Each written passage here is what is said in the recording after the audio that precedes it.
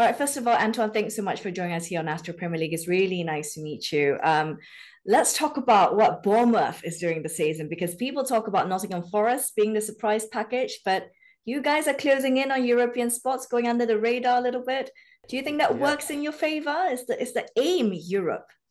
yeah. I think going under the radar is probably better. I think we don't put too much pressure on ourselves. It's obviously great Nottingham Forest are doing well, but I feel like we're closing in behind. We're doing what we do, making it uncomfortable for teams. And I mean, the aim would be great. It would be great to be in Europe, but I think our manager always says to us, just take it game by game. So we're just know it's a process, and hopefully we can get there. So keeping your feet on the ground then. But do you think Bournemouth is Europe ready? And how does the idea of playing in Europe next season makes you feel?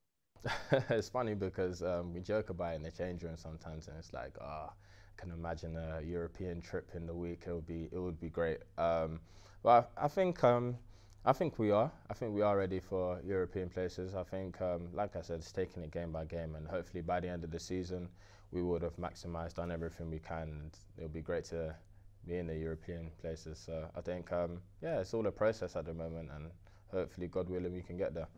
You said that you guys were joking about it in the dressing room. How much is it being talked about? Because obviously, like you said, you have to keep it game by game. You can't get too ahead of yourself. But how much is that part of the dressing room chat?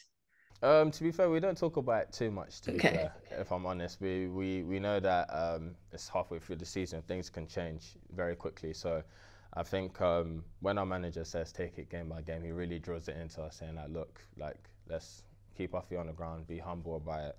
Let's try and win as many games as we can, and then when the end of the season comes, we'll see where we finish. So, yeah, we don't joke about it too much in the change room. Okay. Well, it's not a season for you to be humble because this by far has been one of your most productive seasons in front of goal. Is this the best you ever felt, you feel? Yeah, definitely. I feel like feeling 100% is one of my things for the last couple of years, being injury free, no problems, no niggles. So that's obviously great.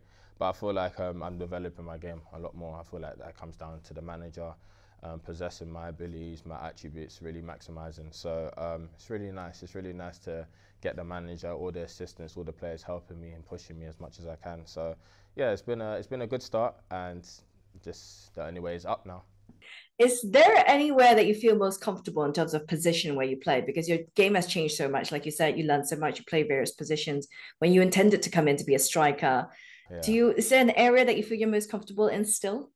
Um, to be honest, I'm comfortable in any position the manager wants me to play. If I'm honest, I don't This mind is the playing on the. diplomatic answer, isn't it? Yeah, Everyone says no, that. honest, no, seriously, I feel like I'm so comfortable playing on both sides. I think that comes down to being able to use both feet really well. So if I need to play on the left, I'm comfortable playing on the left. On the right side, if I need to play in the middle, I can play in the middle as well. So yeah, I'm comfortable wherever I'm put. Really, I think it comes down to obviously using both left and right feet.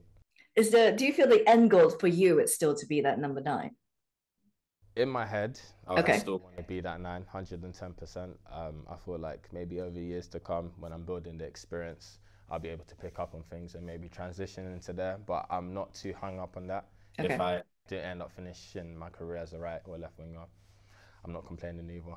Yeah, you get to play in Europe, no complaints about that. But That would be great. That would be great. what does it feel like to be, I guess, the main man that the opposition fear? Like in terms of how that affects your mindset coming into the game, knowing people are going to keep an eye on you. Um, it's obviously I embrace it. It's great to have. I think obviously shows I'm doing really well, but I feel like yeah, it's also tough in games as well because where I had space before, I don't have as much space now. I'm getting doubled up quite a bit, so it makes my game a bit uncomfortable. But at the same time, it opens up spaces for other players in the team as well, and I'm very unselfish. So like if I'm getting doubled up, I know I need to pass. I need to make smart decisions. So somewhat helps the team as well. So yeah, taken as a positive. You previously talked about wanting to make defenders hate you. That's Yeah, a very interesting way to put it. Talk us yeah. through what that actually means. Well, I like to think I'm really, really strong physically. So like, I think for me, first couple minutes of the game, I like to maybe kick them or push them over, just to know that it's gonna be a long game physically. Just to So send them a warning. yeah, send them a little warning, and then when I get the ball, trying to run in the space and know that this is what you're gonna be doing for the whole game. So like defenders, they hate that, and that's what I want to do to every defender I play against. Who's the best defender you ever faced, you feel, in your career so far? Virgil van Dijk, without a doubt. Why can you sort of break down why that is to you? Why was that? Um, I feel like obviously as the years have gone on, he's become more experienced. He's very smart. It's very tough to get past. I tell you that he's very big, tall. Obviously, as you know. So once you get close to him, you know that you're going to feel the power. He's going to push you over, kind of thing. So I feel like yeah, it's a very hard player to come up against, and you know you're going to be in for a tough game against him. So, if you were to go back in time and give an advice to that 15-year-old boy who had to take a break from football, what would you say to him? Um, I'd say just keep going, keep going. Like there's always going to be ups and downs in football, but you have to embrace the good and the bad. So just keep going, keep pushing yourself, and your time will come. Obviously, your journey is a little bit unconventional. Yeah. Would you do it any differently, you feel? No, I think I'll do it the exact same way. Honestly, I feel like it shaped me to be that person and the player I am today. So I would never change anything. Do you feel that there is enough mental health support for young kids going through their careers? Because you're talking about young age, young players going through immense rejection again and again and again. Do you feel there is enough mental health support around? I don't. I think it's a tricky one. I feel like there isn't enough, and I feel like young players won't speak about it. I feel like when you're younger, you don't really understand that being vocal is very helpful. You just kind of want to keep it in for yourself. So I feel like that in that aspect, there is more people can do in terms of mental health because it's a massive thing. I went through the same thing, so I know that I try to keep everything internal, not say anything, and I know how it made me feel. So for those young players coming up that don't go through those rejections, just being vocal is very important and it definitely goes a long way. So I think mental health can improve in that aspect. What sort of pushed you to open up about your feelings then when you were going through Um, that? I feel like in a household of mine, my mum likes to know what's going on. So eventually I had to kind of open up and say like, look, this is how I'm feeling about football right now. And it was tough because as a kid, it's like you're never going to have a serious conversation of that sort. But I had to because I kept everything in and it made me very emotional. So eventually I had to open up and say what was going on in my head and it didn't feel that bad after. So I feel like from that moment, I've been able to be very vocal with how I feel and my Up emotions. until today, you learned to Pardon? open up. Yeah, Up, yeah. 100%. Yeah, Okay. 100%. I feel like with everything, it's a lot more easier to do. All right. So let's talk about Evan Nilsson, who's striving at the minute. What makes it so easy for you and your teammates to play with him?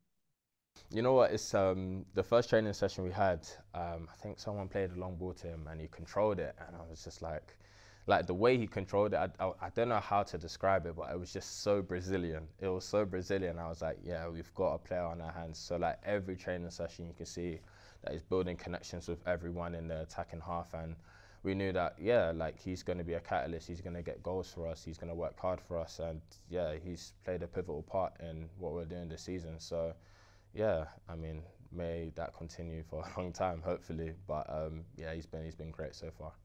But how is he different to Dominic Solanke as a forward? Do they make the same blindside runs? What are their strengths and weaknesses when you compare them both playing with them? I feel like with Dom was obviously a lot more bigger, taller, so his back to play game was definitely highly rated, and he'd always make the box 110%. Doesn't do too much, gets it, plays out wide, makes clever movements, makes the box. I think Evan Olsen does the same thing, but he's very good with his feet as well. Like I said, that Brazilian flair, he's got it. You can see little tricks and flicks he does in the game, but I don't think they're too. I think they're very similar. If I'm honest, I don't think there's many differences between them two. In terms of personality, are they similar?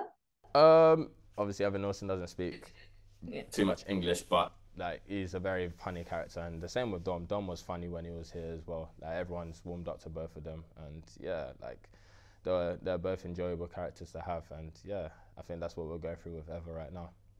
Well, fantastic, Antoine. Thanks so much for joining us once again, and all the best for the rest of the season. Thank you very much.